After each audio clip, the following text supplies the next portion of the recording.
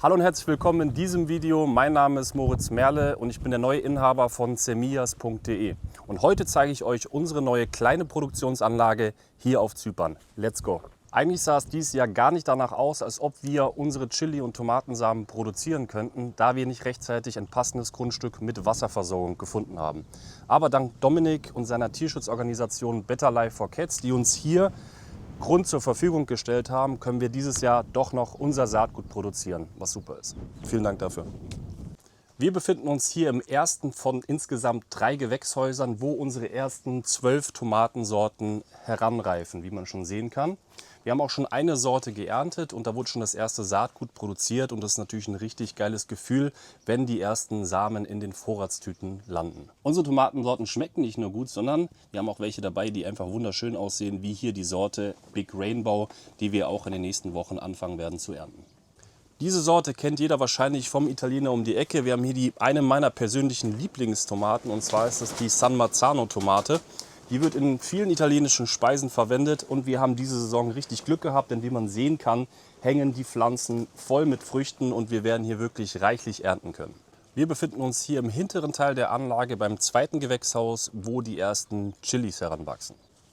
Diese Chilis und Paprikas, wir haben auch viele italienische Paprikas hier, haben wir schon ausgesät, bevor wir überhaupt ein Grundstück in Aussicht hatten. Das heißt, sie sind schon deutlich fortgeschritten in ihrem Lebenszyklus und tragen schon die ersten Früchte. Auch hier bei der wahrscheinlich bekanntesten Chilisorte Carolina Reaper haben wir schon die ersten Blüten an den Pflanzen.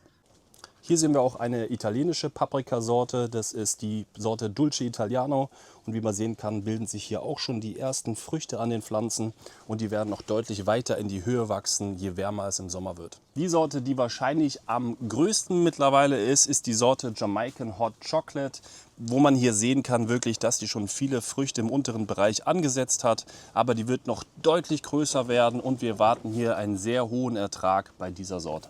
Nach dem Bau der ersten 2 Gewächshäuser ist mir persönlich aufgefallen, dass wir gar nicht genügend Platz haben, um insgesamt 100 Chili- und Tomatensorten zu produzieren.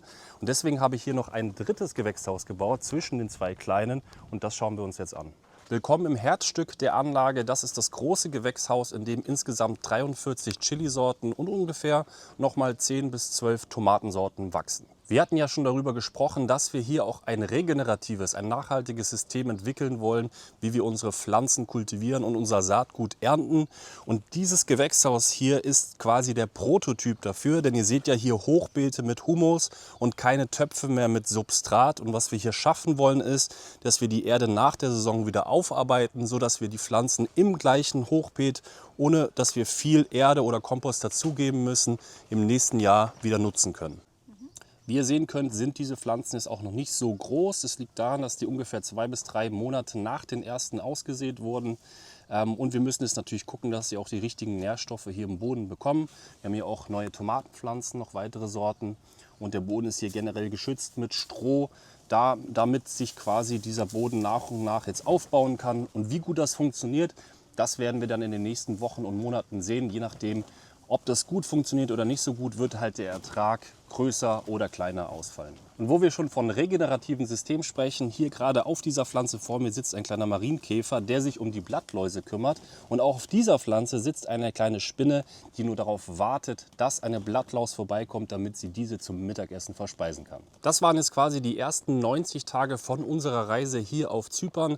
Aber die Reise hat gerade erst begonnen. Ich bin mir sicher, wir werden noch ganz viele Herausforderungen meistern müssen, damit wir das Familienunternehmen hier erneut auf Zypern aufbauen. Und was ich machen möchte, ist, dich auf diese Reise quasi mit einzuladen. Wir werden in den nächsten Wochen und Monaten noch mehr Content hier auf Social Media veröffentlichen, damit du noch einen besseren Einblick in unsere tägliche Arbeit bekommst. Und ja, dann sage ich an dieser Stelle vielen, vielen Dank fürs Zuschauen und wir sehen uns im nächsten Video. Bis dahin, bye bye.